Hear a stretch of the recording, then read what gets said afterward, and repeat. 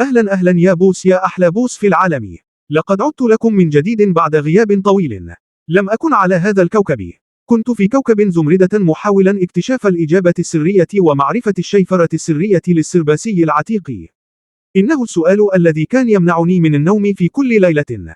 ببساطة يا بويز، السؤال هو: هل سوف تتسع قارورة الغاز في محفظة العم سمير؟ قد يبدو لكم هذا السؤال غريبا في البداية، لكن صدقوني يا زنوج، الإجابة عن هذا السؤال مهمة جدا من أجل حماية كوكب السرباس العتيق وتدمير مجرة عمي الزيقومار. يا عم الزيقومار، تحب تاكل سندويتش معقودة بالمسمار؟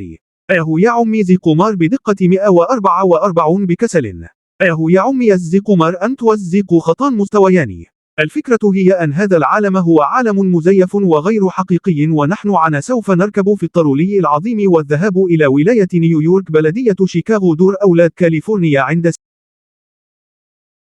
تكساس الخردت. أعضاء الفريق هم: القائد، ثلاجة، نائب القائد، المخرج، سائق الطرولي العظيم، سمير الراشكل، مسأل الرادار، المتعوبة، خبير الأسلحة الخاصة، الطرولة، خبير الإسعافات الأولية، عدة الصندة، صانع السندويشات، حميدة المداني، جدق كسرة وطاس لبن.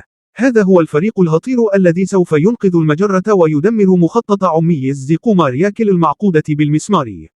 سوف يعيش كل العالم في سعادة، وسوف تسربس كل الطرولات بدون جوغ، وسوف يعيش المجتمع السرباسي العتيق في سعادة كبيرة جدا. هيا نلعب قبل المغرب. ادعمونا يا زنوج بليز، فنحن لا نملك الدراهم لشراء المازوت من أجل الطرولي العظيم. 1 لايك يساوي 1 لتر مازوطة. 1 كومنت يساوي 1 قرعة سعيدة مازوت. المازوت رائع جدا. لا للاستسلام، يوف، نقاتل حتى نقضي على عمي زيقومار ونسربس الطرولة بدون جوغ.